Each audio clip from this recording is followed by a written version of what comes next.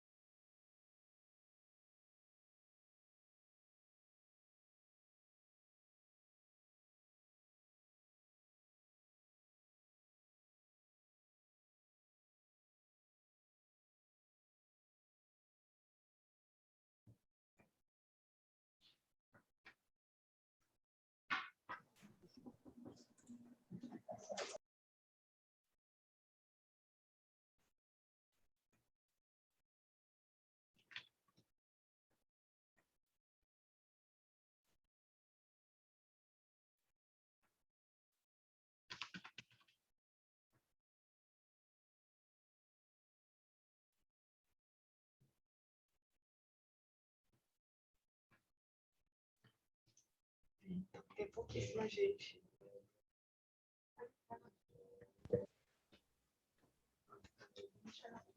Tchau, tchau.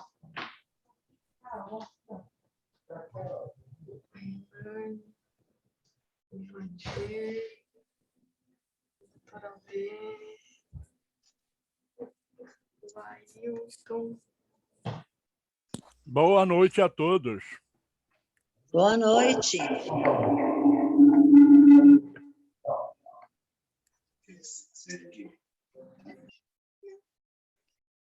Boa noite. Boa noite. Boa noite.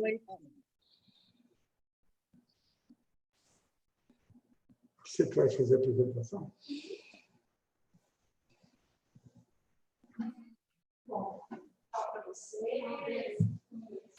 Tchau, Brenda. Bom descanso, né? Você viu que amanhã eu vou fazer o café? Não. Que hora?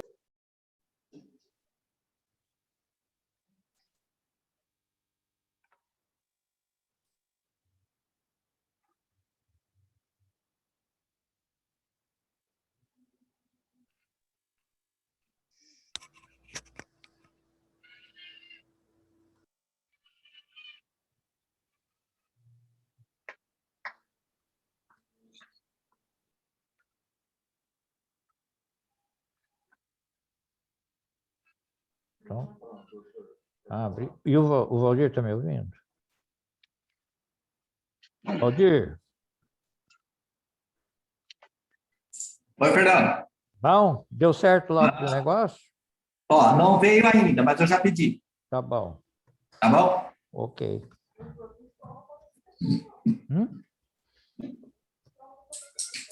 Valdir, você está ouvindo aí como é que está o extra-teto? Está em dia ou está devendo? Não, tá em dia. Quem é esse doido? Bom, Tá em dia. Tá bom, se me Valdir. alô? Daquele mesmo jeito. Atrasa um pouquinho, mas tá em dia. Podemos reclamar. Não, tá ok. Obrigado.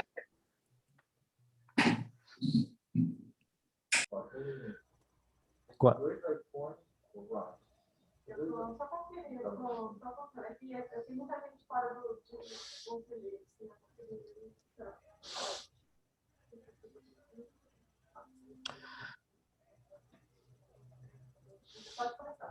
Pode começar? Bom, pessoal, boa noite a todos. Boa Vamos noite. então, nós temos quórum para começar a reunião. Com relação, aqui pelos informes da mesa, eu vou pedir que a Vanessa faça o relato do assunto que a gente tem que colocar para os senhores. Vanessa. Boa noite a todos. Boa noite. O único informe, então, aqui da mesa diretora é a respeito da entidade representante do usuário do segmento de criança, Operação Alegria, que fez substituição, né, da representante pela Ana Carolina. A Ana Carolina está participando da reunião hoje. Ela entrou, então, representando aí a Operação Alegria. Ok. Bom, a pedido do Dr. Aldenes, nós vamos inverter a ordem da pauta, passando o item 3. Qual é, Vanessa? Do Dr. Aldenes. O item 2, para ser apresentado. Inverter a pauta, do 2 para o 1, porque a pedido do Dr. Aldenes e que quer pessoalmente fazer o relato, né? É muito bom que todos nós possamos ouvir do próprio secretário um relato sobre os dados epidemiológicos e medidas que estão sendo adotadas pelo município frente à pandemia. Cadê o doutor Aldenes? Doutor, está com a palavra. Boa noite a todos. Então, nós vamos iniciar, como combinamos desde a última reunião, a gente faria um resumo para vocês sobre a situação da pandemia em São José do Rio Preto. Pode colocar? Então, vamos fazer uma apresentação aqui para atualizá-los do que está acontecendo, tanto enquanto ao número de casos, o resultado do lockdown e também sobre a vacinação que está ocorrendo em Rio Preto. Bom, vamos começar com os dados atualizados de hoje, né? Que nós temos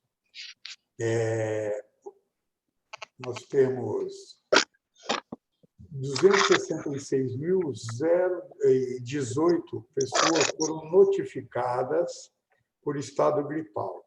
Dessas 266.000, 86,3% foram testados, o que dá uma testagem de 229.607 pacientes. Desses 229.000, 160 foram negativos e 69.201 foram positivos. Desses positivos,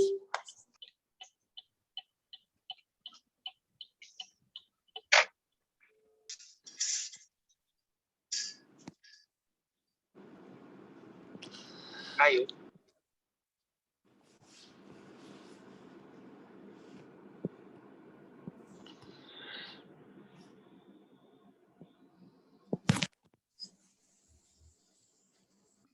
tinham tirado meu áudio, voltou. Então, nós tivemos dos 69.000, 2.003 óbitos, já passamos os 2.000 óbitos, né, que é um número elevadíssimo. Nós tivemos 61.685 pessoas que foram recuperadas e estão de alta. Profissionais da saúde, 4.296. Síndrome respiratória aguda, 7.380. Hoje, o coeficiente de incidência é de 15.021 pessoas para cada 100.000 habitantes. De ontem para hoje, foram liberados 153 casos positivos de Covid, sendo que 136 foram feitos pelo teste ouro, né, que é o melhor teste, que é o teste PCR, 8 por sorológico, que é um teste que tem muito falso negativo, e 10 por antígeno, que é um teste de melhor qualidade. E tivemos 2 óbitos nas últimas 24 horas. Próximo, por favor. Acontece que, quando a gente recebe esses dados, nem sempre é das últimas 24 horas. Às vezes o hospital demora para inserir, outra vez o laboratório demora para liberar o resultado e assim por diante. Então, desses 157, 53, na realidade, nas últimas 24 horas, foram 49, sendo que 33 foram do dia 9, 31 do dia 8 e 13 do dia 7. E anterior ao dia 7, mais 26. E todos os óbitos, então, esses 2 óbitos ocorreram no dia 7/5. Próximo, por favor. Bom, hoje, como está a situação em Rio Preto? Hoje nós temos, São José do Rio Preto, é essa primeira coluna, né, que é residentes da nossa cidade. Nós estamos com 359 pacientes que estão internados com síndrome respiratória aguda grave, tá? Sendo que 172 estão em UTIs e 187 em enfermarias. Mas se a gente contar a região, hoje, São José do Rio Preto, os leitos de São José do Rio Preto, contando todos os hospitais privados e HB, nós estamos com 759 pacientes internados, 384 UTI, 375 enfermarias. Próximo. Quando a gente trata apenas do COVID, síndrome respiratória aguda grave, pode ser várias doenças pulmonares, uma pneumonia grave, tal, que depois o teste vem negativo e ele é descartado como COVID. Então, hoje, confirmados de COVID, nós temos 241 pacientes, sendo 147 em UTIs e 94 em enfermarias. Eu gostaria que vocês vissem essa comparação importante. Quando você fala de síndrome respiratória aguda grave, você tem quase o mesmo número, um pouquinho maior, de enfermaria em relação ao UTI. Mas quando você fala de COVID por si só, você pode ver que a maioria está em UTI, 147 contra 94. Quando a gente fala da região como um todo, nós temos hoje 538 pacientes internados, 327 em UTI, 211 em enfermarias. Próximo. Bom, eu queria falar para vocês o seguinte, era uma avaliação sobre o lockdown. Então, há muito questionamento sobre por que nós fizemos lockdown, qual foi a razão desse lockdown e se esse lockdown deu ou não deu resultados. Bom, na realidade, nós fizemos o lockdown porque nós nos encontrávamos no momento, numa situação crítica, onde o lockdown ele deve ser feito sempre em situações extremas, onde o sistema de saúde pode entrar em colapso. Então, neste momento é que se deve fazer lockdown. Não existe lockdown preventivo para diminuir... Não, porque lockdown não cura ninguém. Lockdown, na realidade, ele só regula o sistema hospitalar. Vocês se lembram que lá no começo nós não fizemos um lockdown grande, mas nós fizemos uma restrição muito grande. Essa restrição grande que nós fizemos foi porque o sistema hospitalar não estava ainda preparado para receber o que a gente via, o que estava acontecendo no mundo todo. Assim que se preparou, nós fomos liberando um pouco, gradativamente, depois veio o Plano São Paulo, e chegou no dia, se eu não me engano, dia 17, dia 15 do mês retrasado, nós vimos que o nosso sistema estava entrando em falência, que a nossa curva de casos novos estava ascendente, exponencial, e que iriam faltar leitos para as pessoas. Naquele momento, o comitê resolveu, então, fazer o lockdown. Para quê? Para controlar o número de pacientes contaminados, diminuir a contaminação entre pessoas. E o resultado nós vamos apresentar aqui 30 dias depois do final do lockdown. Aí está. Aqui, nesse pico aqui, 1049, mais ou menos, uns 10 dias antes, nós já vimos que nós teríamos muitos casos. Por quê? Porque a velocidade de contágio entre as pessoas estava muito elevada, 1,049. Então, aqui nós nos preparamos e no dia 14 de março, ou 15, se eu não me engano, foi feito o lockdown. Então, nós tivemos o lockdown nesse período que está entre essas duas barras. Dá uma olhada como despenca a transmissão. A transmissão, ela vem lá para baixo. Aqui, ó, tá com, não tem o valor, mas ela chegou a 0,094, né? E depois do lockdown, ocorreu a abertura, ela se manteve constante por um período em relação ao isolamento que houve aqui, ela se manteve constante. E, de repente, ela está começando a subir, ela já está em 1,025. Ou seja, nós estamos com uma tendência de aumento de transmissibilidade do vírus. Por quê? Porque houve abertura. Tá?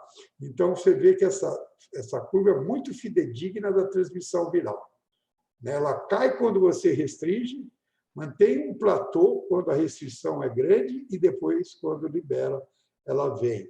Isso quer dizer o quê? Novos casos, maior número de casos, leve, maior, depois moderado e maior UTI depois. Então, o lockdown, gostaria de mais uma vez repetir, é uma medida extrema, agressiva, tanto para as pessoas do ponto de vista psicológico, que tem que ficar nas suas casas, não pode sair, não tem lugar para ir, não tem lugar para fazer compra, quanto o que ocorre com a economia, que é um desastre, porque fecha tudo, só fica o essencial. O próximo, por favor. Aí, também, em relação ao lockdown, um lockdown, quando você tem um isolamento, você não ocorre queda imediata. Por quê? Porque você vai ter os casos de antes do lockdown chegando. Ele sempre vai ocorrer depois do lockdown, no final de um lockdown. Por quê? Porque com o isolamento, menos contágios e ele tende a cair. Como vocês veem, durante o lockdown, ainda continuou subindo essa curva. Por quê? Porque eram contaminações que vieram aqui de trás e que se apresentaram sintomas aqui. No finalzinho do nosso lockdown, você vê que a curva despencou. Ou seja, isso é um resultado que mostra que nós estávamos perto de 400 casos leves por dia e caímos para uma média de cerca de 200 ou menos, ou seja, caímos bastante. E hoje ela continuou caindo, meia estável, não tão agressiva a queda quanto foi anterior. Hoje ela se mantém mais ou menos estável. Tem dia que aumenta, diminui, mas você vê que existe uma instabilidade. Hoje nós estamos em média móvel de 137 casos. Se eu pegar do lockdown 333 para 137, nesses 30 dias nós tivemos uma queda de 59% de casos leves confirmados. Então, nós entendemos isso como um sucesso do lockdown que aliviou, que vai aliviar o sistema hospitalar. Então, aqui essa curva é uma curva matemática que nos orienta para o futuro. Você vê que ela tem uma tendência muito parecida com essa, só que é uma curva que é mais fácil de ler, né? Então, nesse momento, nós estamos estáveis, com um número elevado de casos, variando entre 130, 150, 160 de casos leves por dia, mas ela está estável por enquanto. Porém, lembrando que a transmissibilidade está aumentando, essa tendência aqui também é de elevação. Próximo, por favor. Aqui, então, são os casos graves. Olha o que aconteceu com os casos graves. Nós estávamos com uma média de 61 casos médios internados por dia no final do lockdown. Aqui, como eu falei, aumenta por quê? Porque isso é o reflexo do que acontecia aqui atrás. Né? Pegava leve, depois ia moderado, chegava aqui e começava a internar. Então, durante o lockdown, nós tivemos um aumento importante. Mas já no final do lockdown, essa curva despencou. Despencou e caiu de 61 novos casos por dia para 24 novos casos por dia. Tá? No dia 11, agora que essa daqui é dia 29/4. No dia 11/5, nós estamos com 18 casos. Teve uma queda de 70%. Em 30 dias, ela teve 60%.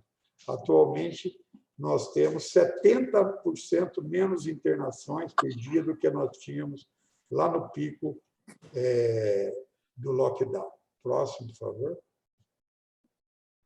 Outra coisa que aconteceu são os óbitos. Eu sempre digo que o óbito é o último a cair. Por quê? O paciente fica vários dias internado, primeiro ele pega leve, depois ele vai para moderado, depois vai para a UTI. Na UTI ele fica lá uma semana, 2, 3, 4, um mês internado, e o pessoal lutando para salvar a vida desse indivíduo, e ele vai tendo uma internação prolongada. Nós tivemos lá no lockdown, no nosso pico, 20 óbitos em média por dia. 20 óbitos em média. Hoje, nós já tivemos 8 em média, hoje nós estamos em 10. Né? No dia 11/5, né? Nós estamos com 8 em média de casos novos por dia. Então, houve uma queda lá dos 20 que tinha de 60%. Depois de um mês, nós estávamos com 50%. Então, esses óbitos demoram. Ó, pessoal, onde ele veio dar aquele pico? Vocês se lembram que a grande queda de casos leves e internações foi aqui, anterior. Agora, os óbitos demoraram mais, mas caíram, e hoje está em 60% a menos do que estava no pico do lockdown. Próximo, por favor. E a ocupação de leitos.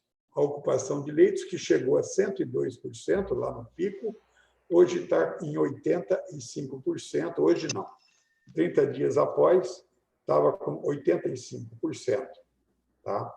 E agora, hoje, né, dia 11, nós estamos com 80% de ocupação, com uma queda de 17,5%. Eu acho que essa conta está errada, né? Quem tinha 102, é que ela deve ter feito com 97, mas a gente costuma fazer desse pico aqui, ó, de 102 para 80, nós tivemos mais de 20% de queda dos óbitos, da ocupação hospitalar. É uma ocupação ainda preocupante, 85%, vocês se lembram que 80%, é uma ocupação importante. A gente ainda está no limbo aí, podendo chegar a 100% se vier uma onda qualquer. Mas ela teve uma queda importante de cerca de 20%. Próximo, por favor. Antes de falar da vacinação, eu queria dizer para vocês o seguinte: houve ou não houve sucesso no lockdown? Diria para vocês que o sucesso do lockdown foi acima do nosso esperado. Acima. Por que foi acima? Porque nós sabemos que nós somos uma cidade centro de região, onde existe muito intercâmbio. Então, é importante saber o seguinte: uma cidade isolada, um país pequeno, fazer um lockdown total, fechando as suas fronteiras, é uma coisa. Uma cidade de São José do Rio Preto, fazer um lockdown, você ainda tem muito contato com outros locais. E a gente nunca esperou um sucesso maior do que nós tivemos. Por quê? Porque foi feito para ter alívio do sistema hospitalar. Um lockdown, por que todo mundo faz lockdown de 15 dias? Porque é o máximo que uma população aguenta. Começa a faltar insumo, há uma revolta popular, pode começar saqueamento, desobediência civil. Então, 15 dias é o tempo máximo de um lockdown. Ninguém aguenta um lockdown 30 dias. Ocorre realmente bastante revolta populacional. Então, lembrar sempre, lockdown é feito como uma exceção. É uma exceção, não pode ser uma regra. Próximo. Vamos falar agora sobre a vacina. Como está a vacina? Até agora, nós vacinamos, em primeira dose, 108 mil pessoas e 513, o que corresponde a 23% da população. Nós vacinamos primeira e segunda dose 61.979 pessoas, que corresponde a 13%. Então, nós estamos com 23,3% de imunidade parcial. E nós estamos com 13,3% com imunidade total dentro dos parâmetros de cada uma das vacinas. Próximo. Queria voltar um pouco ao anterior, por favor. Pessoal, eu fiz uma conta hoje sobre as metas que nós queremos atingir em termos de vacinação e como nós estamos hoje. Tá certo? Na realidade, a meta é vacinar todas as pessoas acima de 18 anos de idade. Hoje não, no último censo de São José do Rio Preto, nós tínhamos 95 mil pessoas entre 0 e 18 anos. Com uma população de 460 mil habitantes, nós, então, teríamos como objetivo vacinarmos 365 mil pessoas.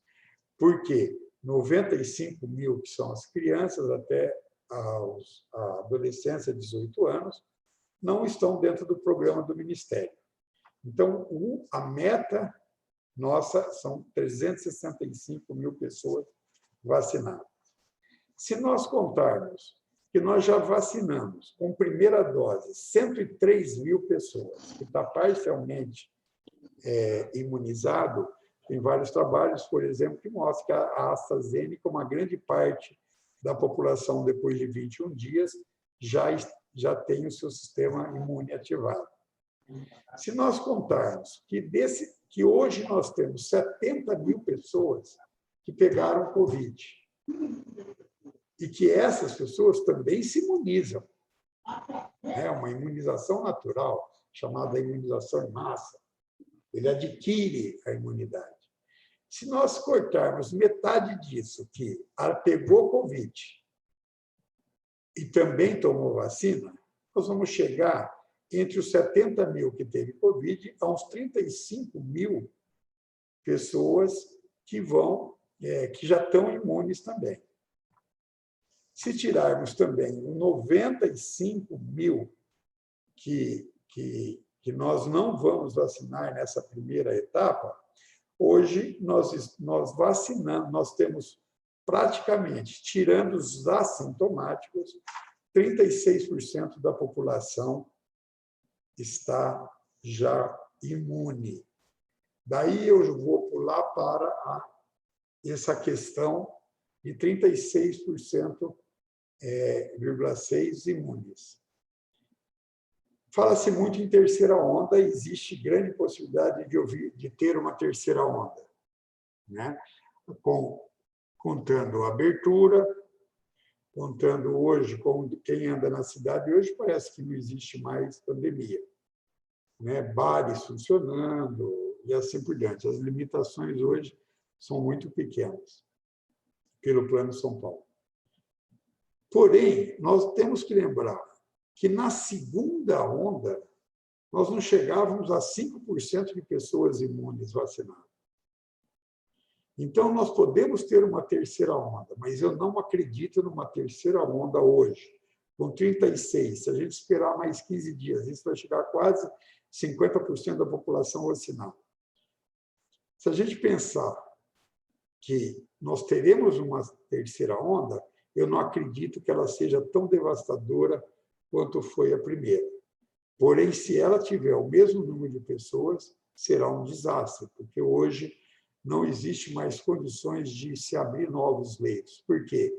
Falta equipamento, falta insumo, os preços voaram. Medicações que se pagava R$3, estamos pagando R$35. E o RH, que, além de exausto, não encontra-se para contratar. Então, se vier uma terceira onda, eu acredito que, pelo percentual de pessoas imunes, ela não vai ser tão devastadora quanto tem se esperado. Essa é uma opinião pessoal do Aldenes. Próximo, por favor. Bom, a vacina... Como?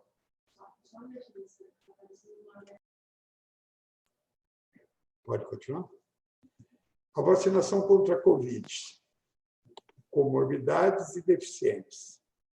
Na fase 1, pessoas de 18 a 59 portadores de síndrome de Down, transplantado em uso de imunossupressores, em terapia, ou seja, o paciente dialítico que faz diálise, gestante com comorbidades, que essa madrugada a Anvisa suspendeu temporariamente a vacinação pela AstraZeneca de vacinação em gestante, porque teve um óbito no Rio de Janeiro de uma paciente que parece que fez um acidente vascular cerebral e ela suspendeu até que se investigue se tem relação ou não com a vacina.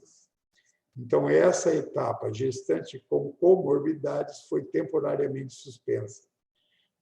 Estaria iniciando hoje. Também na fase 1, pessoas entre 55 e 59 anos com deficiência permanente que recebe benefício de assistência social. Tá certo? Então, esse tipo de benefício permanente, né? Continuado. Então, e comorbidades. Comorbidades nós vamos falar em separado, de 55 a 59 anos. Já na fase 2, será pessoas com comorbidades de outras faixas etárias, cuja gestante, como eu já falei, foi suspensa. Próximo. Próximo.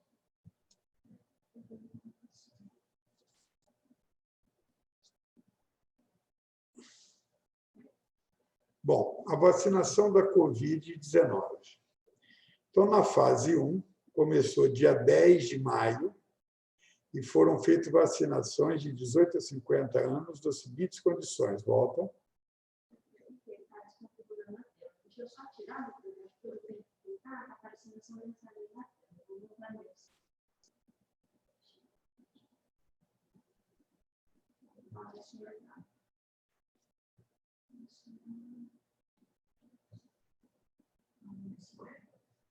Tá. Então, dia 10 de maio, começou a vacinação de pessoas de 18 a 50 anos com síndrome de Down, imunossupressores e dialíticos. O que tinha que fazer para ser vacinado? A comprovação e condição com atestado ou receita médica. Local de vacinação, unidade de saúde, e previsão de público 1.500 pessoas. Por que esse grupo não foi tão exigente? Porque a Secretaria de Saúde tem catalogado os pacientes em síndrome de Down, tem catalogado os transplantados e os dialíticos. Portanto, não precisava tanta documentação, porque nós já temos essa estatística, esses nomes estão dentro da Secretaria, então a exigência foi menor. Próximo. No dia 11 de maio, terça-feira, que foi hoje, Então, foram vacinados pacientes com deficiência permanente que recebem o benefício de prestação continuada. E qual é o comprovante? O comprovante do recebimento desse benefício. O público previsto, 276 pessoas. Próximo. A vacinação agora por comorbidade. Ela vai ter início amanhã, de 55 a 59 anos, e na sexta-feira, de 50 a 59 anos. O que você precisa para ser vacinado? Você tem que se cadastrar no site da Secretaria de Saúde, comprovação da idade, levando um documento no horário, mais o cadastramento, tá? Esse documento tem que conter foto e comprovar a comorbidade por meio de um atestado médico padronizado no site da Secretaria de Saúde, que nós vamos apresentar daqui a pouco. Há um público estimado de 8.000 pessoas para essa comprovação. Próximo. Aqui está o cadastro que o indivíduo tem que fazer. Por que nós pedimos esse cadastro? Para estimar o número de pessoas, para a segunda dose vir na quantidade necessária. E esse atestado padrão, seja ele o paciente público ou privado. Por que nós fizemos esse atestado padrão? Nós fizemos esse atestado padrão porque o médico mandava assim: hipertensão, direito à vacinação. Essa hipertensão é grave? Ela é leve? Ela é moderada? Qual que era nosso medo? E é nosso medo. Nosso medo e preocupação é que o número de vacinas que vem não dê para que toda a comunidade dessa faixa ou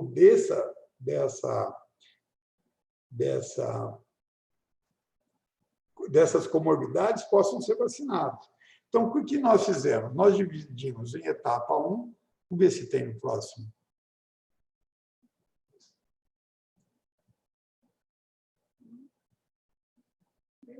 Não, volta.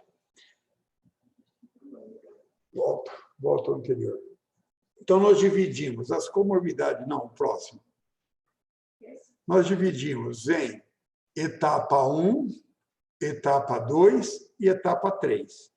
Essas etapas vão durar 1 ou 2 dias, no máximo, cada uma delas. A etapa 1 é vacinar todos os que têm comorbidade grave. Por quê? Não faz sentido a gente vacinar um indivíduo que tem hipertensão arterial, que controla com uma medicação, e não tem mais nada, um controle fácil. Ou vacinar um indivíduo diabético, descompensado, já em falência de órgão renal. Então, esse paciente diabético, ele vai ter maior possibilidade de morte se contrair o COVID, do que aquele cara que tem hipertensão leve. Por isso que nós dividimos em grave, moderado e leve. Então, a primeira etapa, pretendemos vacinar todos os graves. Depois, na segunda etapa, vacinar todos os moderados, que têm uma gravidade menor, mas têm gravidade, e deixar, por fim, os leves. Esses leves, com certeza, terão uma possibilidade de ir a óbito muito menor do que o grave. Por isso que nós fizemos essa divisão. E por que nós padronizamos? Volto a afirmar. Padronizamos porque aqui existe um compromisso do médico submetido às leis do CRM e às leis do Código Civil, de que esse atestado ele tem que escrever à mão o nome do doente, a idade, e tem que pôr aqui à mão a comorbidade. Tá certo? Evitar o quê? Falsificações de atestados e evitar também que um médico dê apenas o nome de uma doença e peça para vacinar. Então, essas foram as razões que esse atestado, nós chamamos todos os convênios, o CRM, a APM, e, em conjunto, nós fizemos uma reunião e todo mundo concordou que assim seria a melhor maneira de controlar essas comorbidades. Próximo. Aqui é um apanhado geral, só para vocês entenderem, que é onde estão todas as doenças, né, que são comorbidades elencadas para essa vacinação, e que nós dividimos em 3 fases. Nenhuma dessas doenças ficará fora da vacinação. Nenhuma delas. Nós só dividimos em 3 etapas, porque se vier a faltar vacinas, faltará para os indivíduos de menor possibilidade de complicações e de óbitos. Era isso que a gente tinha para apresentar. Estou à disposição para qualquer pergunta que possa vir a ser feita durante essa apresentação.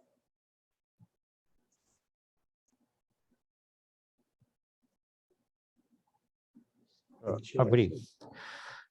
Bom, pessoal, alguém tem alguma dúvida, quer colocar alguma coisa, ouviu alguma explicação do secretário? Bem, Pode. Uma perguntinha só. Pois não, Rob. Pode. Boa noite a todos. Boa noite, doutor Aldenis.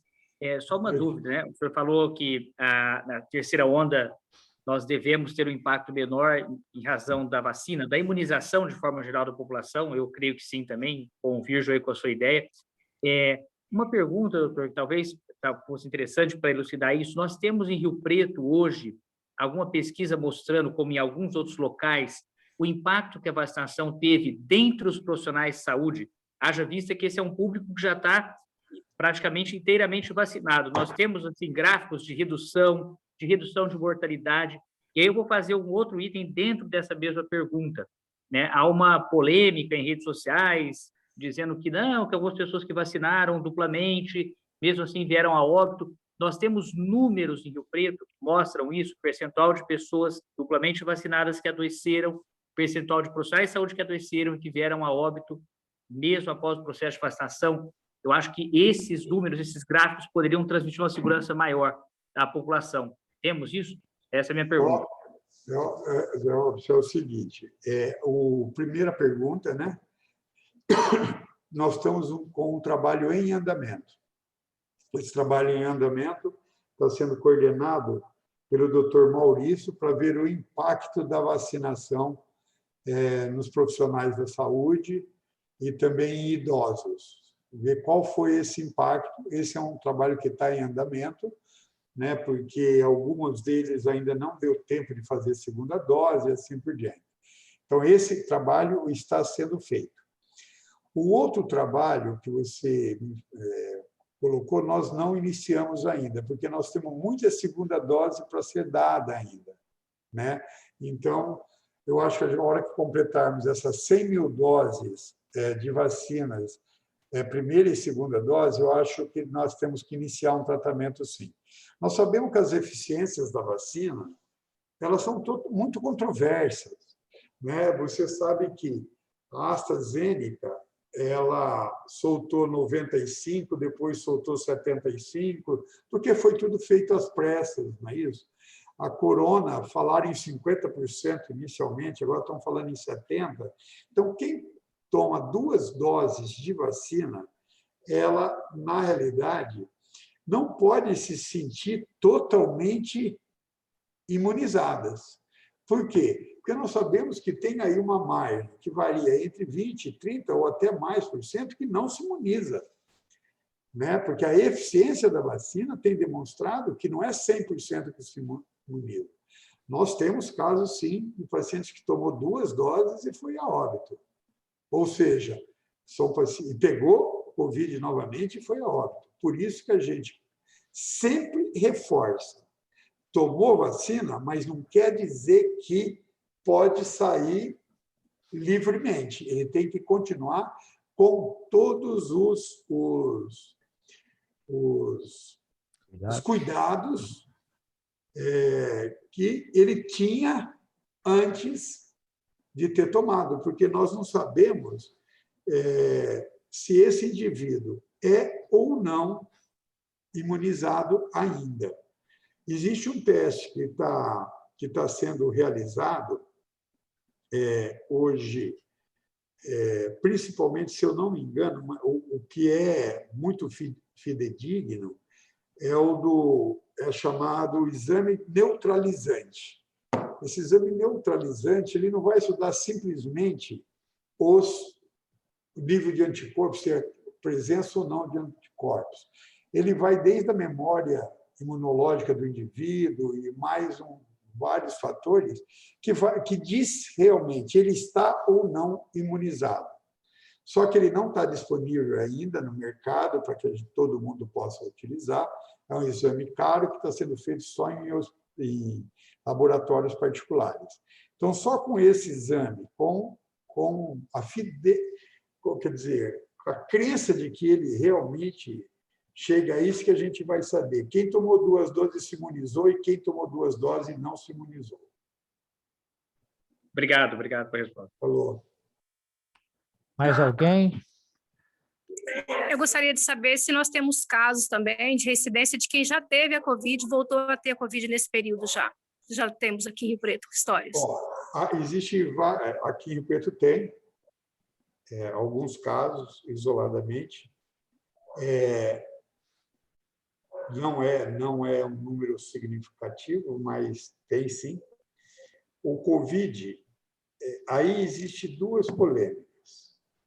Uma, existe uma falha de exames, que o indivíduo não teve Covid ou teve Covid. Deu um teste positivo lá atrás e agora deu novamente. Mas sabe-se na literatura que dentro de 90 dias, o indivíduo teve Covid, ele pode recrudescer a doença.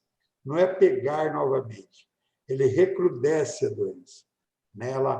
Ela volta à doença. Quer dizer, o indivíduo ele não se curou da primeira vez que ele pegou e ele tem a doença recrudescida e vai dar positivo novamente. Então, é uma doença... transmite? Transmite. Mas, sendo assim, transmite também? Transmite também. Transmite. Se ele tiver sintomas, ele está transmitindo. Tá certo, obrigada. Bom, mais alguém quer fazer uma colocação? Denis, o teu compromisso, você já resolveu? Já estão me ligando aqui um monte de vezes. Tá. Porque o secretário me pediu que invertesse a pauta, até porque ele tem um compromisso importante. Então, secretário, se a equipe técnica continua aí, se alguém quiser mais alguma dúvida, poderá ser respondida por quem está com o secretário. Ok, Denis? Fernando, muito obrigado, boa noite a todos, obrigado e desculpe eu ter que sair antes, mas eu tenho um compromisso que estão já aqui me cutucando para ir embora, tá bom? Eu te agradeço o esforço de estar aqui, né? Cumprir aquele compromisso que você fez conosco de estar sempre presente aqui nas reuniões. Obrigado, bom compromisso para você. Muito obrigado, até logo para vocês. Bom, alguém tem alguma colocação a fazer e quem é que poderia responder na ausência do secretário por algum questionamento que possa ser feito? Bom, não havendo nenhuma colocação a ser feita mais, nós vamos voltar à nossa pauta normalmente. Antes disso, eu quero colocar em votação uma inclusão de pauta que diz respeito à eleição de um representante do segmento de usuário como suplente do Comitê de Ética do IBILS-Unesp. Eu coloco em votação a respeito da inclusão. Não havendo nenhuma manifestação em contrário, está aprovada a inclusão de pauta. Vamos fazer agora? Já? Então, vamos passar à eleição de um representante do segmento de usuários como suplente do Comitê de Ética do IBILS-Unesp. Essa eleição desse representante, ela se dá pelo fato de que, na gestão anterior, nós tínhamos um suplente, o que não, no nosso entendimento, não foi necessário quando escolhemos os novos representantes. E o titular nesse segmento, nessa representação, é o doutor André. Então, nós precisamos eleger, a pedido do Comitê de Ética do IBILS, um suplente para ele. Quem que pode estar apto a ela? Então, quem estaria apto a participar? Dona Osória, que está na reunião, tá? Dona Neuza, seu Roberto, Otávio, Ana Paula, Milena, Thalita, Ailton, seu Rodolfo, Ana Carolina, Dona Mara, o Wilson ou a Sandra?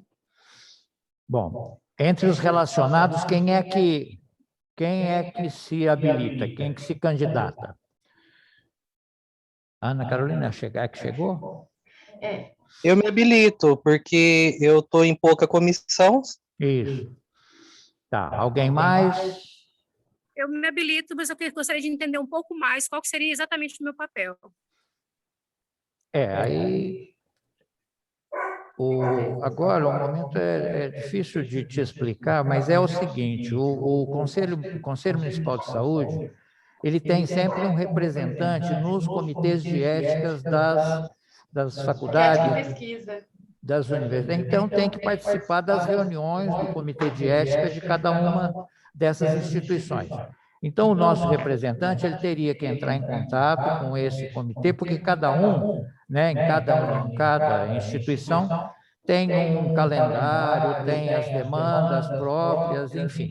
Então, fica difícil aqui a gente dizer exatamente qual é o papel desse nosso representante, que deve buscar essa... Tem que haver, da parte dele, a disposição de participar. E uma vez feita essa escolha, aprovada pelo plenário, essa pessoa deve se dirigir à instituição na qual ele vai fazer parte do comitê e ali tirar as informações mais detalhadas a respeito da sua participação. Fernanda, é Thalita, eu participo do comitê da FACERES, tá? Do CEP da FACERES. Tá. E aí eu queria fazer uma colocação nesse sentido, por exemplo, na FACERE, o que eles me pediram, né, foi que eu desse uma olhada, por exemplo, fizesse a leitura dos artigos e avaliasse se o artigo ele chegava próximo de um entendimento popular, tá? De uma linguagem mais popular. Então, é uma das coisas que às vezes o pessoal pede, a gente acompanha e às vezes faz alguma colocação durante as reuniões também, tá? Bom, então, o depoimento da Thalita, acho que pode responder, né, o questionamento que foi feito. Eu vou pedir aqui a participação do doutor André. Ele tem experiência no Conselho e é o nosso representante titular no Comitê de Ética. Doutor André, você poderia fazer um esclarecimento a respeito? Cadê o André? Está lá. Claro. Bom, primeiramente, boa noite a todos os conselheiros, boa noite a todas as conselheiras, boa noite à equipe técnica da Secretaria Municipal de Saúde. Basicamente, Sandra, né, assim, a Thalita também explicou um pouco, mas o Comitê de Ética em Pesquisa da Unesp, né, na verdade, vai ser eleito um suplente. Aí o Conselho Municipal de Saúde indica o nome, o Edson, que é o secretário do CEP da Unesp, entre em contato com você depois. Atualmente, as reuniões do Comitê de Ética em Pesquisa, de todas elas, né, no qual o Conselho Municipal participa, elas são mensais, mas por conta da pandemia elas também estão sendo realizadas de formas virtuais. O representante dos usuários, né, ele vai ter um cadastro, vai ser feito um cadastro junto a Plataforma Brasil, que é uma plataforma de pesquisa ligada à CAPES, que é ligada às pós-graduações no Brasil. Nós, enquanto representantes dos usuários, inicialmente, a gente tem o papel de auxiliar, né, debatendo, discutindo, dando opiniões sobre temas, né, que são objeto de pesquisa. Então, essas faculdades, os alunos de graduação, os alunos de pós-graduação, junto com seus professores orientadores, realizam, né, pesquisas, e se essas pesquisas envolverem trabalhos com seres humanos, que podem ser de meras entrevistas até algumas intervenções um pouco mais sensíveis, isso precisa ser autorizado por esse comitê de ética. E no caso, né, inicialmente a gente começa participando das reuniões, compreendendo como se dá esse trabalho, e nada impede depois que a gente possa, inclusive, ser pareceristas de projetos acadêmicos. Então, vem um projeto, a gente analisa, né, de acordo com as normas da instituição, de acordo com as normas de pesquisa, se esses projetos podem ser realizados, se eles respeitam normas éticas, normas morais, se respeitam autonomias individuais. Então, basicamente, é um trabalho opinativo, né? Em sua maioria são professores, são acadêmicos, mas esses comitês também, né, necessitam da participação de representantes da sociedade. E nosso papel é esse, é contribuir para que aquilo que seja discutido, aquilo que é objeto de discussão, nos projetos e depois possivelmente virem trabalhos acadêmicos e artigos, possam ter influência e possam ter alguma conquista, né? Algo que melhora a vida da população. Doutor Fernando, eu queria me candidatar também. A Milena também está se candidatando. Então, nós temos 3 candidatos até agora. Milena, Roberto e a Sandra. Bem, então, ninguém abre mão. Então, nós vamos colocar em votação. Então, entre a Sandra, a Milena e o Roberto, que votam apenas os usuários. Então, quem são os usuários? Quem são os conselheiros com a responsabilidade de indicar o seu representante? Quem fala? Vê aí, Vanessa, quem são? Osória, Neuza, Roberto, Otávio, Ana Paula, Milena, Thalita, o André, Ailton, Rodolfo, Ana Carolina, Mara, Ilson e Sandra. Bom, então, esses relacionados, vamos fazer o seguinte, quem é que... vamos fazer assim, tá, desculpa. Então, entre os relacionados, nós vamos colocar a responsabilidade de escolher esse nosso representante. Então, vamos fazer assim, eu acho que é justo. Quem é que, dentre vocês, escolhe o Roberto? Quantos votos, Roberto? Ana Paula? Está dando para compor, para apurar? Mas está tudo com a câmera fechada.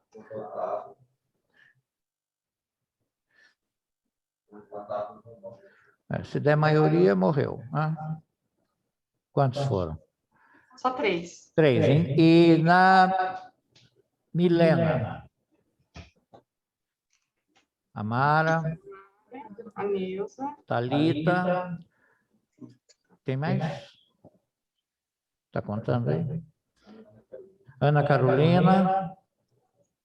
4. Quem? Computa aí. Então foram 4 votos da Milena. 4 votos para a Milena. Quem sobrou? Quantos faltam? Sandra. 4 mais 3, 7, né? Quantos são? Falta bastante ainda. Então, na Sandra, quem vota na Sandra?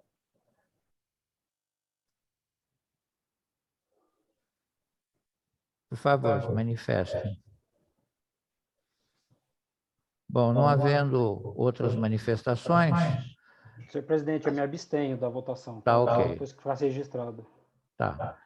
Bom, não havendo, então, quem teve mais voto foi a Milena.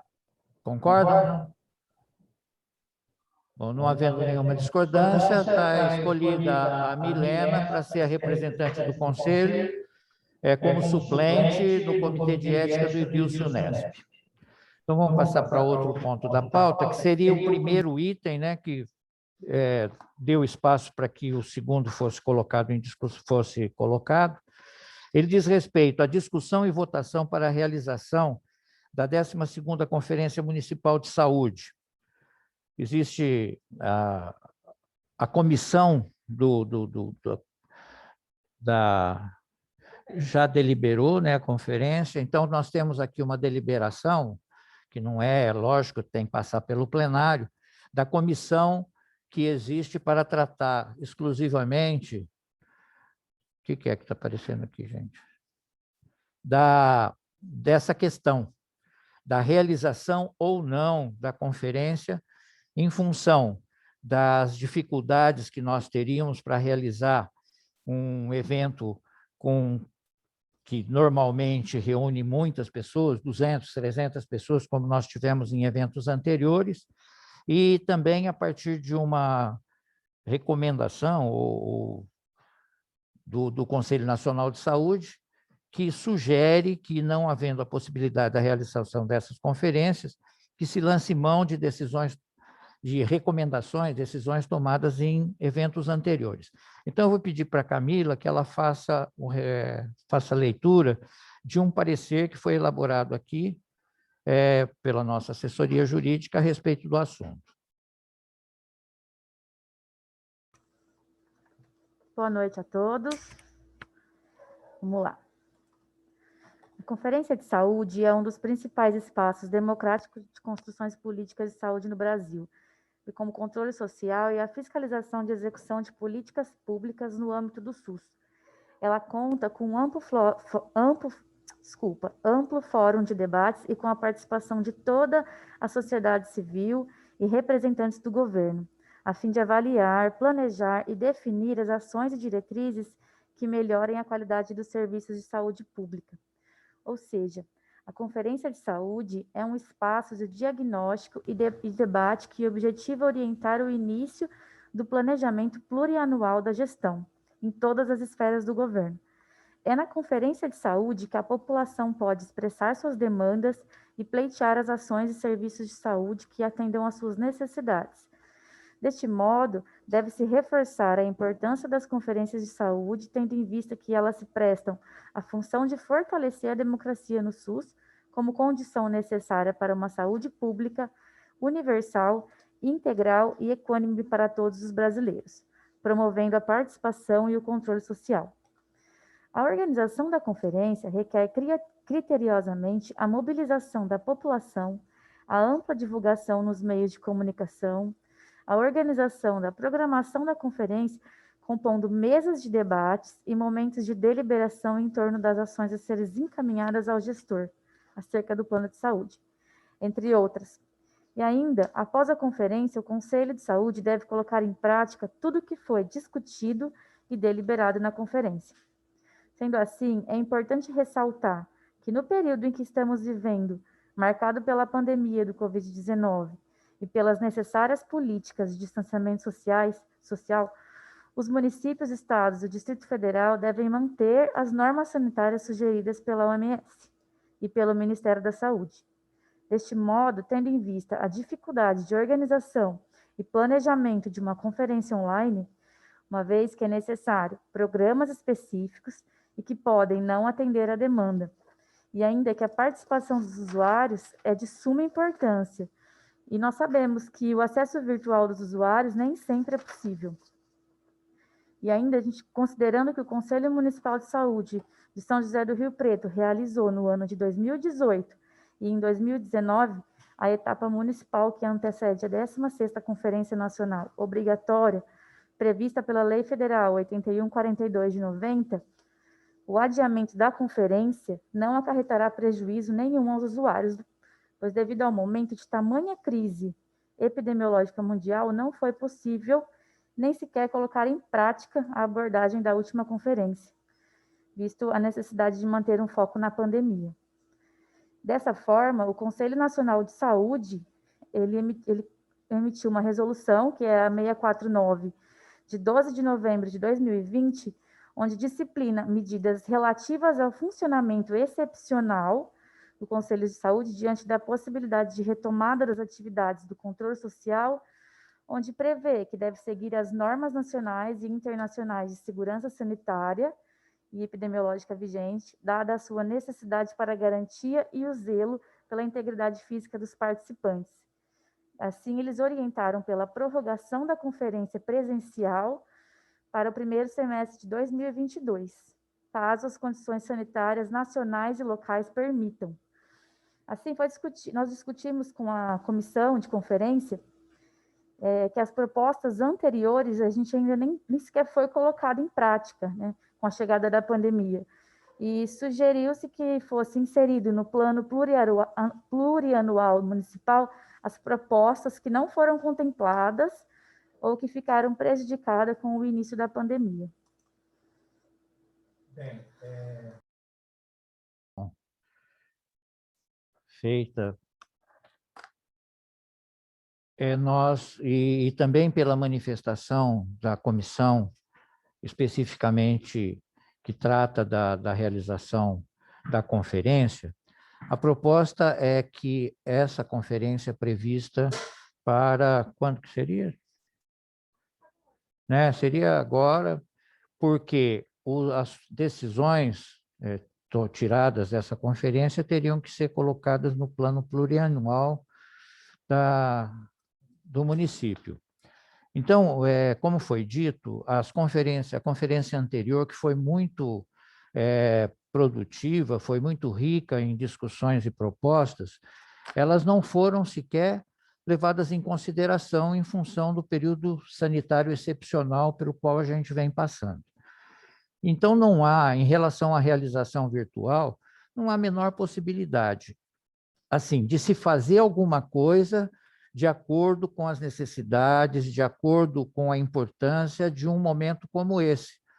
Nós não conseguiríamos reunir, abrir um espaço para que todas as partes interessadas, todos os interessados, todos os conselheiros ou todos os munícipes que queiram participar da discussão das questões da saúde na cidade. Então, a nossa proposta, tendo em vista que essa riqueza de discussão e de propostas tiradas da conferência de 2019, que não foram colocadas em prática pelos motivos que todos nós sabemos, sejam consideradas como as propostas atuais, não é? E que sejam elas colocadas no plano plurianual. E que em 2022, se nós tivermos as condições sanitárias que nós esperamos que tenhamos, nós faremos uma conferência de acordo com aquilo que a tradição do Conselho Municipal de Saúde tem de realizá-las. Então, a nossa proposta é pela não realização da conferência agora e a utilização das decisões, das recomendações tiradas em 2019, elas sejam encaminhadas para a utilização na composição do plano plurianual.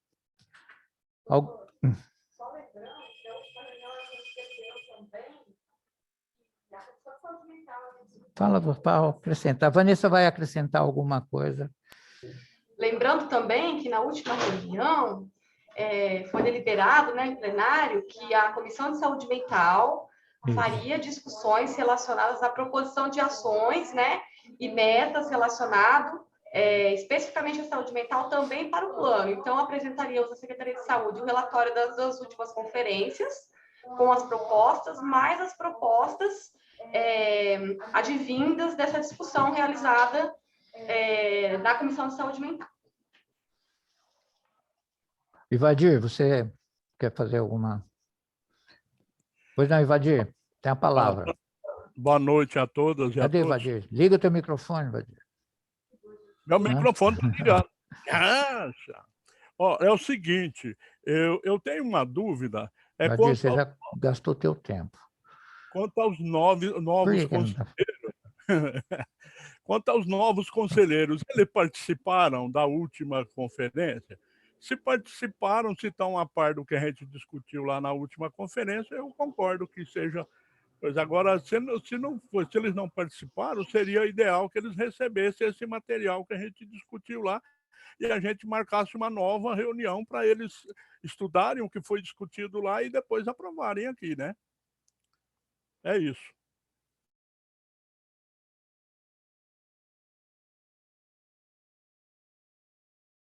Encaminhar depois esse produto para o plenário, para que seja aprovado no plenário, as ações a serem inseridas.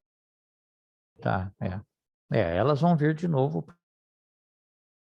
Bom, Evadir, eu não ouvi o que ele falou, que eu estava... Ele perguntou, se os conselheiros conhecem essas propostas. Todos conhecem. Não, eles não conhecem. Nós vamos encaminhá-los no relatório, assim que for aprovado, a gente vai encaminhar. Então, Vanessa, explica isso aí, que eu não ouvi nada que ele falou. Bem oportuna a sua pergunta. Não são todos os conselheiros atuais que participaram das últimas conferências, né? Sendo aprovado o adiamento e a utilização desses relatórios dessa proposta, a gente vai estar encaminhando para vocês. Inclusive, tudo que for decidido na comissão de saúde mental vai vir para o plenário depois deliberar, né, o encaminhamento ou não à Secretaria de Saúde para inclusão no plano, tá? E a gente vai estar encaminhando, sim, os 2 últimos relatórios, das 2 últimas conferências, para conhecimento de todos. Bom, Tem mais alguém que quer fazer alguma colocação a respeito? André? Senhor presidente, apenas só para colocar um posicionamento aqui, a gente sabe que as conferências municipais de saúde elas são espaços plurais, livres, democráticos, e que é possível, né, fazer-se uma construção aí de projetos, de metas e de propostas de saúde pública a médio e longo prazo. A gente percebe também que o momento, né, por conta aí dessa pandemia, ela impôs algumas modificações de instituições, de hábitos, de culturas, né? E aquilo que a gente vê falando aí, né? Todo mundo já ouviu falar do novo normal, né? Esse tema que é muito divulgado aí nas palestras e na imprensa, né? Esse tema novo normal, ele é um tema cunhado por um sociólogo português, né? Boaventura de Souza Santos. Ele falava que o vírus, ele vai trazer uma pedagogia, ele vai fazer com que a gente mude a forma como qual a gente repensa a vida e o cotidiano e as nossas relações sociais e econômicas. Mas também pensando, né, que as propostas votadas e aprovadas na última conferência não foram ainda totalmente implementadas, eu entendo que é cabível sim essa proposta. Todavia, eu entendo também que com a pandemia surgiram-se novas necessidades, surgiram-se novas urgências e surgiram-se novos temas em que se impõe o necessário debate para que isso possa influir nas outras políticas públicas. Por exemplo, o tema que foi discutido pelo Dr. José Robson na última reunião passada. É um tema que eu acho que é importante ser discutido na comissão, mas é um tema que eu acho que tem que ultrapassar os limites da comissão e os limites do próprio Conselho Municipal. Por isso que, mesmo sabendo das dificuldades que nós temos atualmente, mesmo considerando que não é aconselhável reuniões e eventos presenciais, ainda assim, eu colocaria, né, e aí, se for essa proposta do Conselho, eu voto contrário, porque eu entendo que seria necessário a realização de uma conferência, ainda que por meio virtual. Por meio virtual hoje, né, a gente conseguiria a participação de quem está interessado, porque quem está interessado em participar das políticas públicas de saúde estariam presentes presencialmente ou virtualmente, e aí seria um momento até para que os conselheiros pudessem tomar conhecimento de quais políticas foram aprovadas, quais políticas foram ou não implementadas, e quais políticas novas nós precisamos criar, ou nós precisamos discutir, ou nós precisamos propor, considerando a pandemia. Afinal, a pandemia, né, é um acontecimento que imaginávamos que duraria aí poucas semanas ou poucos meses, e, na verdade, nós estamos verificando que nós teremos que conviver com elas durante muitos meses e, talvez, quiçá, muitos anos. Então, é apenas para deixar, né, consignado que logicamente, com todo respeito à comissão, com todo respeito àquilo que foi deliberado pelos conselheiros na comissão, mas eu entendo que essas propostas anteriores, sim, são importantes, mas nós precisamos de novas propostas também. Nós temos novas urgências, nós temos novas necessidades, nós temos outras políticas de saúde. Pois não, presidente, o senhor deveria colocar o cronômetro para a gente poder acompanhar o tempo. Não precisa, mas não. É o bom senso de cada um. Públicas, não, tem um prazo regimental. Nós temos políticas públicas que precisam ser criadas e precisam ser efetivadas como resultado da pandemia. Por isso que aí meu voto se for pela não realização, meu voto vai ser contrário. Aí uma proposta seria que se fizesse de forma virtual. Concluído. Ivadir, você quer... Acho que o Ivadir pediu a palavra. Cadê o Ivadir? Não, Fernando, eu já falei, já.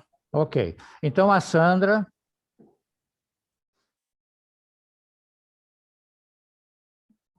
Cadê a Sandra? Libera o microfone dela. Quem libera? Sim, já estou... O último colega que falou, qual é o nome dele aí? Esse último antes do Ivadir? André.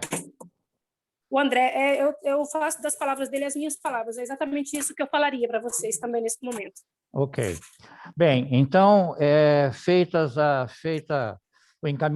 o encaminhamento de votação nos dois sentidos, né, eu coloco em votação a não realização da conferência pelos motivos já colocados.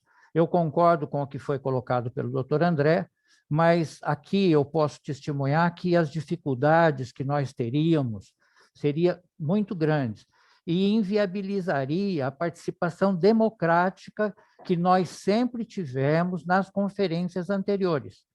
Não seria o impedimento tecnológico, de conhecimento e disponibilidade de equipamentos de cada um dos riopretenses que quisesse fazer parte dessa discussão. Então, não seria democrático até que nós fizéssemos alguma coisa que tivesse impedimentos definitivos a muitas das pessoas que gostariam de participar. E, mais do que isso, eu concordo que nós estamos vivendo o novo normal. E esse novo normal ele vai se consolidar daqui para frente cada vez mais, e nós podemos, lá em 2022, discuti-los com mais propriedade, não é? Com uma casuística maior, enfim. Nós sabemos que o novo normal está aí, ele está acontecendo. Só que as políticas públicas que a gente pode vir a propor nesse momento, elas ainda não estão compostas, não é? Ainda vem muita coisa por aí. E esse novo normal que o doutor André se referiu, ele está em construção, não é? Então, eu particularmente acho, mas houve da parte da comissão a manifestação nesse sentido. E essa manifestação é que eu trago agora para a decisão dos senhores. E quero lembrar mais que esse assunto deverá depois voltar, né, Vanessa, para deliberação. Bom, então eu coloco em votação a realização ou não da conferência. A não realização da conferência, é claro. A Sandra é titular? Olha, tem direito a voto apenas os titulares. Tá, Ailton. Tá, então coloco em votação aqueles que estiverem de acordo com a não realização pelos motivos expostos da conferência, permaneçam como estão. Eu acho que, considerando, então, aprovada essa proposta. O titular não estando presente, o titular está presente, dona Sandra. Vamos ver ele aí. É o Ailton. Então, vamos passar para o outro item da pauta. Senhor presidente, só consignar em alta meu voto contrário. Sim, certamente, doutor André. O senhor sabe que isso acontece aqui automaticamente. O item 3, apresentação da prestação de contas, dos valores recebidos e das despesas empenhadas no enfrentamento da pandemia do coronavírus. Ederval, que vai falar a respeito. Boa noite, doutor Fernando. Estão me ouvindo aí, tudo bem? Tudo bem. Boa noite a todos os conselheiros, conselheiras. Como a gente fez na reunião no mês anterior, nós vamos agora repetir todo mês, né, essa apresentação aí dos valores transferidos, né, repassados para o município, e também aquele resumo dos valores aplicados aí no enfrentamento da pandemia. Bom, os valores transferidos pelo Estado são esses que estão na primeira linha ali, né, 12.523.000. O valor transferido pelo Ministério da Saúde, 64.476.000. E nós recebemos em doações R$80.081. Então, o valor total, né, que foi transferido e recebido para o enfrentamento da pandemia alcança R$70.080.000. Esse valor até o dia 3 de maio de 2021. Aí nós fechamos também os valores, né, e agrupamos ali para ficar mais fácil da gente ter uma noção de onde está aplicando, até o dia 30 de abril. E ali está, né, o valor com oxigênio, não sei se vocês lembram, o valor já significativamente teve um aumento ali do mês passado para este mês, né? Medicamentos também subiu significativamente, tem os valores ali com equipamento de proteção individual, a gente agrupou tudo isso, mas aqueles que tiverem interesse, eu reforço que todas os processos de compras, eles estão publicados no portal da transparência individualizado. Então, se alguém tiver interesse lá em verificar cada um dos processos de compras que nós tivemos nesse período, vocês vão conseguir verificar lá no portal nosso da transparência, na parte específica da Covid, né? Onde está lá todas as informações relacionadas à pandemia. Enfim, está muito bem detalhado aí. Eu vou me reter aqui nos valores mais significativos, né? Que eu acho que é importante para nós aqui, o convênio nosso com a Funfarm, veja vocês aí que já alcançou 29 milhões, né? Só o valor que é dedicado ao enfrentamento da pandemia. Os leitos lá com a Santa Casa, né? 33 milhões, só os leitos de UTI, né? Que nós temos com a Santa Casa, 33 milhões, se eu não falei, né? E aí tá detalhado aí os valores, para não ficar repetindo alguma coisa que já está escrito, está em posse de todo mundo aí, né? Então, nós já tivemos um valor empenhado, né? Valor empenhado, que alcança 113 milhões. E aí, não sei se você vai se recordar, né? Fazendo um comparativo aí do valor que nós tínhamos recebido com o valor que estava empenhado no último mês, né? No dia 31 de março, quando a gente fez a apresentação, dava uma diferença ali mais ou menos de 14 milhões de reais. Entre 10 e 15 milhões aproximadamente. Hoje, você vê aí a diferença, né, dos 77 milhões para 113, dá uma diferença ali de 36 milhões. Veja você aquilo que a gente fez questão de destacar na reunião anterior, né? A nossa preocupação. Eu, particularmente, estou muito preocupado com a questão orçamentária, porque os gastos com saúde geral, não só da pandemia, né? Mas os insumos nossos, serviços nossos, eles ficaram muito mais caros, né?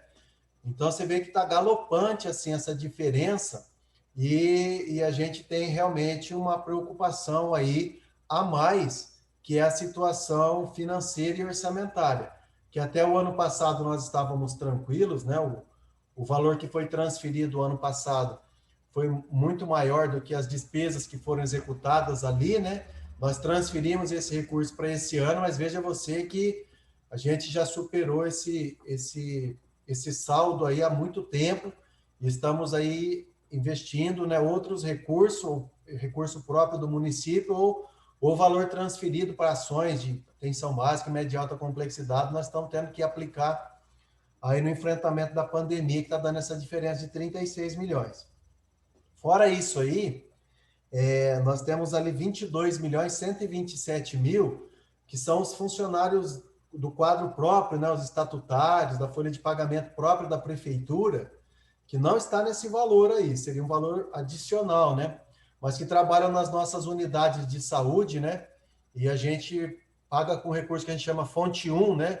Que é recurso próprio do Tesouro Municipal, mais 22 milhões 127 mil. Enfim, como a gente se dispôs a fazer essa apresentação aí todo mês, não é objeto de votação, né? De aprovação ou não, é só mais a título de esclarecimento, para um acompanhamento mais próximo aí dos conselheiros, né? Ter uma noção aí do que está acontecendo, né? E se alguém tiver interesse mais detalhado, como eu disse, no portal da transparência a gente publica isso aí. Posso fazer uma pergunta, Derbal? Pois não. Essa diferença, quando não consegue recursos, ou federal ou estadual, é o município que tem que bancar? É isso mesmo. Se nós não conseguirmos nenhum tipo de auxílio, transferência, repasse aí vai ter que bancar com recurso próprio, né? Já está acontecendo isso, né? Então, nós já estamos aportando recurso. É claro, deixa eu só fazer um esclarecimento, eu não sei se a maioria de vocês aí tem noção de execução orçamentária, né? Valor empenhado não é necessariamente que já saiu da conta. Eu vou dar um exemplo simples aqui, espero que vocês não se sintam ofendidos, mas é como se eu tivesse dado um cheque pré-datado, né? Eu já dei um cheque na certeza de que vai cair esse cheque na nossa conta. Então, já é um compromisso efetivamente assumido. Se nós tivermos aporte do governo federal, do estado, a gente reduz esse déficit aí com recurso fora, né? Se não tiver, nós vamos ter que suportar com recurso próprio mesmo do Tesouro Municipal, né? É isso mesmo. Obrigada, Derbal. Pode para a pergunta? Pois não. Essa é a diferença que você acabou de explicar entre empenho e execução orçamentária, não é? Não necessariamente. O que eu quero dizer é assim, o valor efetivamente é movimentado na conta, porque tem 3 fases, né, da compra do município, que é a fase do empenho, que é o compromisso assumido efetivamente com uma empresa, né? Quando o Estado ele executa um contrato, ele precisa empenhar esse valor, ou seja, reservar esse valor no seu orçamento, né? Aí depois ele vai para a segunda fase, que é a fase da liquidação. O que é a liquidação? É quando a empresa presta o serviço ou entrega o bem, né? Essa é a segunda fase, a liquidação. E a terceira, última fase, é a fase do pagamento, que é efetivamente a movimentação financeira, ou seja, o dinheiro sai da nossa conta. Então, o que eu estou querendo dizer é que nós já temos esse compromisso assumido e não necessariamente o dinheiro já saiu da nossa conta, né? A gente faz a apresentação aqui só do valor empenhado, mas mesmo o valor pago e o valor liquidado e o valor pago, ele já tem mais de 10 milhões acima, mais ou menos 90 milhões já foi efetivamente pago e liquidado desse valor. Então, só o valor que já saiu da nossa conta já é maior do que o valor que nós recebemos, né? Então, a gente já executou mesmo. Execução orçamentária é a movimentação. Tirei o dinheiro da conta, aí eu executo aquilo que está no orçamento, né? Dentro dessas 3 fases que a lei impõe à administração pública. Não sei se ficou claro, se precisar eu... Sim, empenho, liquidação e pagamento, né? Exato. Essas são as fases da movimentação, né? Da execução orçamentária. E caso esse déficit persista, né? Não haja o repasse federal, estadual, que consiga suplantar essa diferença, esse déficit fecha o calendário, há algum problema para a Secretaria de Saúde? Ela entra com orçamento negativo no ano seguinte, precisa se negociar crédito suplementar? Como é que é feito caso esse déficit persista? Boa pergunta. Essa aí a gente deve lembrar do tempo recente aí do impeachment da ex-presidente. Não quero entrar nem nesse método de discussão, pelo amor de Deus, mas a gente deve lembrar lá que houve a acusação das chamadas pedaladas fiscais, né? De você executar essa movimentação orçamentária sem que a movimentação efetivamente tenha ocorrido no tempo. Então, não pode nós fecharmos o exercício com um déficit financeiro. A gente não pode encerrar o exercício sem que você tenha, na sua execução orçamentária, o saldo financeiro para suportar aquela despesa que você empenhou. Então, não é na confiança única e exclusivamente que está sendo feito isso, é numa certeza de que haverá o repasse externo ao município ou o município vai suportar essa despesa, né, dentro da sua composição de recurso próprio, né? Então, essa despesa ela vai ser paga, isso aí não tenha a menor dúvida, até porque se não tiver repasse financeiro e se o município também não conseguir arrecadar próprio para pagar essa despesa, nós vamos estar incorrendo numa ilegalidade, né? Porque o gestor público, ele não pode assumir um compromisso sem que ele possa executar financeiramente aquele compromisso orçamentário assumido, né? Então, ele vai ter que fazer aí um cancelamento desse empenho. Imagina você chegar para um prestador, né? E falar, olha, aquele compromisso que eu assumi contigo lá, eu vou ter que cancelar, né? Não é uma coisa muito simples, até porque o empenho, ele é um contrato, né? Um contrato da administração pública. Muitas vezes ele ampara um contrato formal, mas quando não existe um contrato formal, o próprio empenho ele já é um contrato com o setor privado, né? Então, vai ter que ser pago, não tem como a gente fugir disso. Então, nós estamos contando que vamos ter esse aporte aí, seja do governo federal, do estadual ou do próprio município, né? Para que a gente compense. Mas isso aqui é meramente uma demonstração, viu? Só para não ficar ninguém muito preocupado com isso, nós não estamos querendo dizer que estamos com saldo negativo, não é nada disso. A gente só está fazendo uma demonstração de que do que nós recebemos para a Covid, nós já gastamos 35, quase 40 milhões a mais, seja com o próprio recurso federal transferido para outra ação, né? Ou seja, com recurso do Tesouro. Ficou claro? Não é que nós estamos com saldo negativo lá na nossa conta. Nós já gastamos mais com outros recursos do próprio Tesouro Municipal ou de outras, poderíamos aplicar em outras ações, estamos direcionando aqui para ações COVID. Ficou confuso ainda, né? Não, tá bom, esclareceu bem. Doutor Fernando, basicamente era isso, a não ser que alguém tenha alguma dúvida. Basicamente, bom, então, esse relato feito pelo Ederval, ele mostra a situação financeira, né, daquilo que vem sendo exigido pelo enfrentamento da pandemia. Bom, como esse não é assunto, não é objeto de deliberação, viu, doutor Fernando? Só um complementozinho, eu falei, talvez não tenha ficado claro, nós não estamos falando do orçamento total da secretaria, tá, gente? Claro. É só o orçamento específico COVID. Específico COVID, Nosso orçamento é muito maior que esse aqui, né? Por isso que a gente, às vezes, consegue compensar com recursos que poderia ser para executar uma outra ação, desde que não haja impedimento legal dessa ação, a gente poderia executar no próprio enfrentamento da pandemia. Ok. Então, vamos passar para o outro item da pauta, que é a apreciação e votação de contas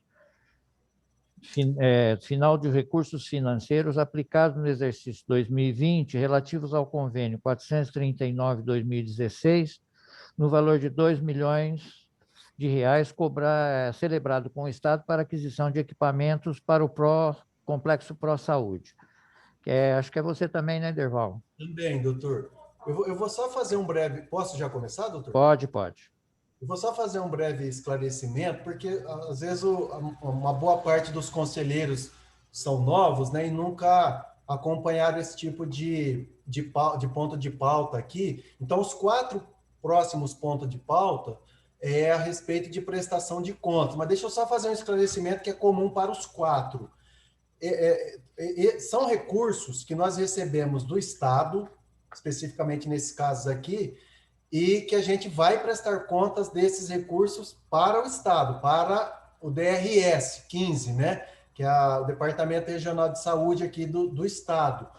Então, mas para que a gente faça essa prestação de contas desse recurso recebido, é necessário que haja apreciação no Conselho Municipal de Saúde.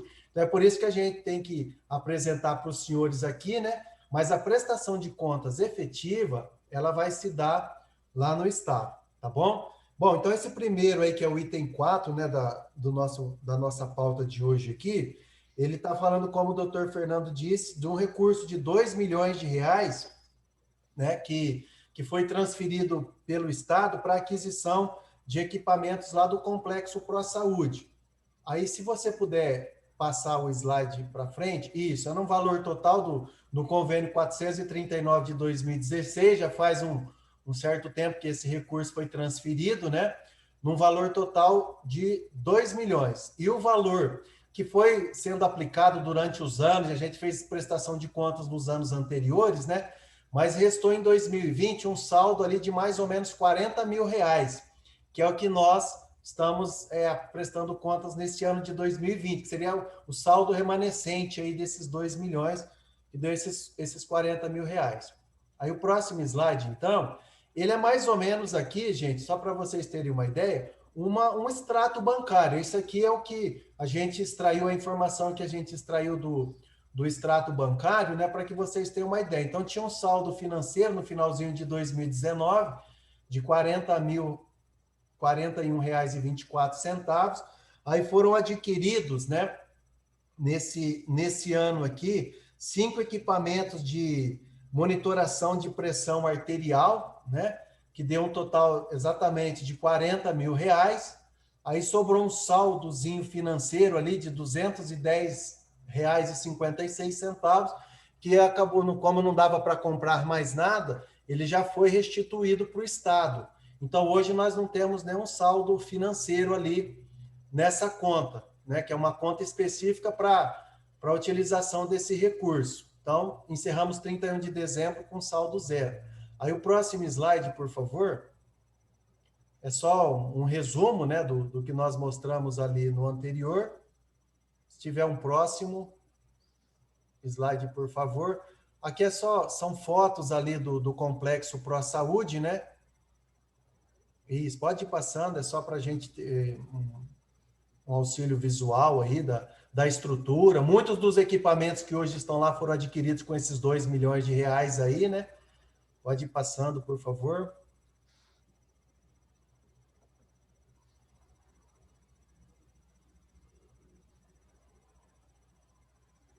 Isso, esse anterior aí que é o equipamento que efetivamente foi comprado aí Os 40 mil. Isso. Foram 5 aparelhos desses aqui. Então, só para resumir, nós vamos prestar conta desse valor para o Estado, e aí a gente tem que necessariamente apresentar para os senhores conselheiros para apreciação e votação também. Então, doutor Fernando, se o senhor puder colocar em votação, se tiver alguma dúvida, algum questionamento. Alguém tem alguma dúvida? Não havendo, eu vou colocar em votação. Quem tiver de acordo, permaneça como está, aprovado. Vamos, então, passar para o outro item, que é... Qual que é? Apreciação e votação? Não. Apreciação e votação da prestação de contas final dos recursos financeiros aplicados no exercício 2020, relativos ao convênio 1167/2018, no valor de R$100 mil, celebrado com o Estado para a reforma de unidade de saúde do Santo Antônio. Ederval, você acha que é você também, né? Isso, doutor. Então, como o doutor já colocou, está muito fácil aqui de visualizar, vou pedir só o apoio ali, que é a prestação de contas de um recurso de R$100 mil, né, que veio para reforma da UBS, né, o BSF lá do Santo Antônio, não a UPA, o BSF, né? Não tem UPA. Mais ou menos ao mesmo período ali, né? Mas esse é recurso específico da UBSF, tá? Então, foi um valor de R$100 mil que foi transferido, né? E aí, o próximo slide foi executado também integralmente em 2020. Então, nós recebemos esse valor de R$100 mil, tem toda a aplicação financeira, os rendimentos, né? E aí foram as notas da empresa que prestou o serviço lá, né? Dessa reforma, que foi sendo feita toda essa reforma, né? Então, todas ali Isso aqui é um retrato do extrato bancário, né? Mas todas as notas fiscais, tudo isso aí vai ser apresentado também lá para o Estado, né? Mas isso aqui reflete o que ocorreu financeiramente. Aí o próximo slide, por favor. Continua, né? Aquela movimentação. Aí restou um saldo financeiro no finalzinho do ano, no finalzinho da reforma, de R$ 2.119,84. Esse valor também já foi devolvido para o Estado, né? Porque a gente não pode utilizar para nenhuma outra finalidade diferente do objeto, né? Então, hoje o saldo financeiro está zerado nessa conta. Aí, se puder ir adiante, é um resumo, né, da movimentação anterior. O próximo, por favor. Só um esclarecimento lá do que foi feito, né? Para frente, por favor. Isso, mais uma. Aí tem as fotos lá, né, de como é que ficou a fachada principal, que era um valor muito baixo, né? Não era uma reforma tão significativa, né? Próximo, se tiver. Era basicamente essa área aí, que foi a área que foi o objeto dessa reforma. Como eu disse também no anterior, vai ser prestado contas disso para o Estado, né? E nós vamos levar toda a documentação pertinente para ratificar e também sem impedimento de que tenha visita técnica, né? Às vezes o Estado ele vem nos acompanhar, no caso dos equipamentos que eu falei na pauta anterior, né? Ou na própria obra, às vezes é passivo também de acompanhamento de técnicos do Estado para confirmar. Ok. É isso, doutor Fernando, se tiver alguma dúvida. Alguém tem alguma dúvida a respeito do que foi colocado? Não havendo, eu coloco em votação. Quem tiver de acordo, permaneça como está, aprovado. O outro item da pauta é a apreciação e votação da prestação parcial de contas dos recursos financeiros aplicados no exercício 2020, relativos ao convênio 570/2019, no valor de R$ 100.970, celebrado com o Estado para ocorrer com despesas de custeio, material e serviço de terceiros. Ederval. Sim. É o Senei, Ederval, tá com a bola. Vai. Doutor. Esse aqui, só para os conselheiros terem ciência, não é uma prestação de contas final, ela é parcial, porque ainda não foi concluído. Esse recurso ele tem duas finalidades. Uma parte dele era para aquisição de equipamentos, né, de baterias, na verdade não é nem equipamento, né, material, né, que seriam baterias recarregáveis, e também uma reforma que inicialmente estava programada para fazer lá na UBS do Jaguaré. Essa segunda parte da UBS do Jaguaré, essa reforma, nós vamos tentar pleitear uma reforma em uma outra unidade, porque, como está sendo construída a UBS ali no João Paulo, que provavelmente vai atender ali aquela comunidade ali do Jaguaré também, né? Então, provavelmente, seria melhor que nós fizéssemos a aplicação dessa adequação, dessa reforma, numa outra unidade, mas isso ainda carece de autorização do Estado, né? Mas nós não utilizamos essa segunda parte. O que nós utilizamos, doutor Fernando e senhores conselheiros, foi só para aquisição na verdade, estaria no plano de trabalho a aquisição de 4 baterias, né? Mas o recurso não foi suficiente, o valor individual da bateria era maior, né? Então, só foi possível adquirir 3 baterias, né? Não deu para comprar 4. Então, que deu um total de R$ 23.418, que é o que está sendo apresentado para vocês aqui, né? Aí o próximo slide, por favor. É essa movimentação financeira, né? Do recurso que foi transferido, 23.420, né? E foi utilizado desse valor 23.418, que sobrou aí R$2, né? Então, utilizou praticamente tudo na aquisição de 3 baterias. Agora, os outros 77.550, que é para a reforma lá, ele ainda não foi utilizado, né? O valor está disponível na conta e nós vamos verificar com o Estado, né? Se é possível transferir o objeto para uma adequação, uma reforma em uma outra unidade. Então, hoje o saldo financeiro lá está com 77.838 nessa conta. Próximo slide. É só o resumo, né? E aí, é só isso. Esse não tem imagens dessas baterias aí que foram adquiridas.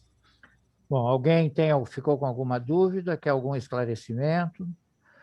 Bom, não havendo, eu vou colocar em votação. Considerar aprovado. O item 7, né?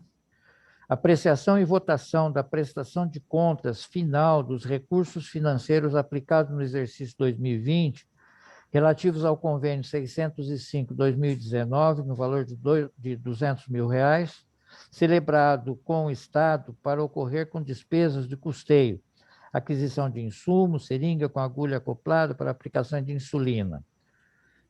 Ederval. Então, já ficou claro aqui, né? Foi um valor de R$200 mil, e cujo objeto foi direcionado para a aquisição de seringas com agulha, né? Para aplicação de insulina, né? No tratamento de diabetes. Foram adquiridas 392.156 unidades, né? De seringas aqui, que deu esse total aí de R$ 199.680, né? Aí o próximo slide, por favor.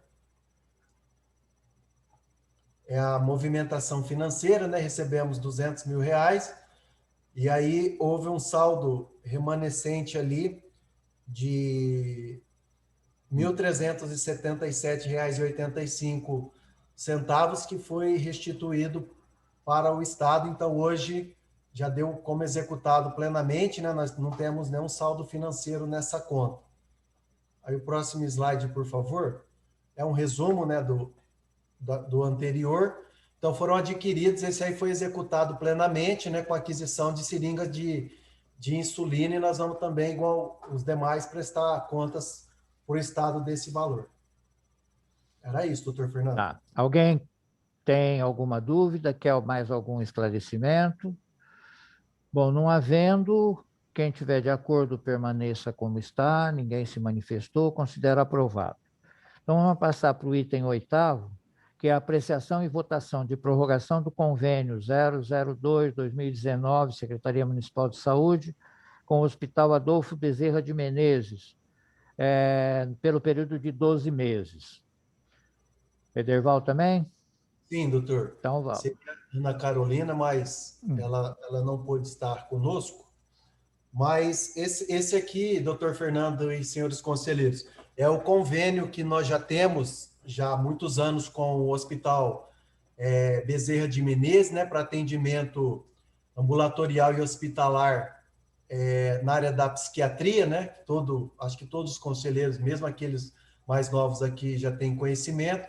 Então, doutor Fernando, é o convênio que está vigente, não está tendo nenhuma alteração, é só uma prorrogação por um período de mais 12 meses, né? Porque o convênio vence agora no dia 31 de maio, né? Então, está prorrogando ele por mais 12 meses, sem nenhuma alteração, o mesmo quantitativo físico de procedimento ambulatorial, hospitalar, não teve alteração nenhuma nos valores, né? Ele está idêntico ao que foi aprovado no ano passado, né? Então, a única diferença mesmo é que está sendo prorrogado por mais 12 meses, né? Então, está sendo colocado aqui para apreciação e votação dos conselheiros para que seja celebrado um termo aditivo prorrogando esse convênio 2 de 2019, né? Por mais 12 meses. Ok. E era isso. Alguém tem alguma dúvida? Se manifeste, não havendo, eu coloco em votação. Quem tiver de acordo, permaneça como está. Aprovado. Então, terminamos a nossa pauta. Eu quero agradecer a presença de todos os senhores e nos colocar aqui à disposição dos conselheiros. Nós estamos nesse momento de afastamento, né, a dificuldade de nos encontrar, o impedimento de se realizar as coisas presenciais, a gente começa a sentir falta disso, né, da nossa maior aproximação. Mas nós aqui no Conselho estamos à disposição dos conselheiros, seja de forma presencial, obedecendo às regras de afastamento, mas também por meios virtuais, através de celular. A gente tem o grupo dos conselheiros, onde temos colocado todas as questões que surgem, as novidades, os questionamentos, os relatórios da secretaria, e o que a gente precisa realmente é do entendimento da situação que a gente está vivendo, não é? Isso sem abrir mão, é claro, da nossa responsabilidade de exercer em toda essa situação o controle social que nos cabe. E é isso que a gente vem procurando fazer, apesar das dificuldades todas que nos impõe a pandemia. Eu espero contar com a colaboração de todos os senhores, no sentido de que o Conselho, apesar de tudo, possa exercer o seu papel na comunidade de São José do Rio Preto. Bom, então, boa noite ao senhor. Pois não. Só um instantezinho, eu acho que nem precisaria falar, porque a Vanessa, a doutora Camila também já estão acostumados, mas é só para reforçar que essas prestações de contas, aí, se a gente pudesse manter na ata da reunião, conforme está descrito no ponto de pauta, porque a DRS depois nos exige. Sim, nós vamos fazer constar da pauta da reunião e dizer aos senhores, né, para quem tem alguma dúvida a respeito, que tudo que a gente fala aqui, todas as manifestações, as presenças, os documentos, estão todos gravados, né? As nossas reuniões são gravadas na sua integridade, na sua totalidade, não é? Então, tudo aquilo que a gente colocou aqui está documentado e à disposição de quem quiser, ou como o Ederval colocou, por uma imposição legal, não é? Para levar essa nossa decisão, essa nossa aprovação para a continuidade do processo junto à DRS. Então, boa noite a todos, obrigado e até o nosso próximo... Valdir, quer falar alguma coisa ou não? Não. Então, tá bom, até o nosso próximo encontro.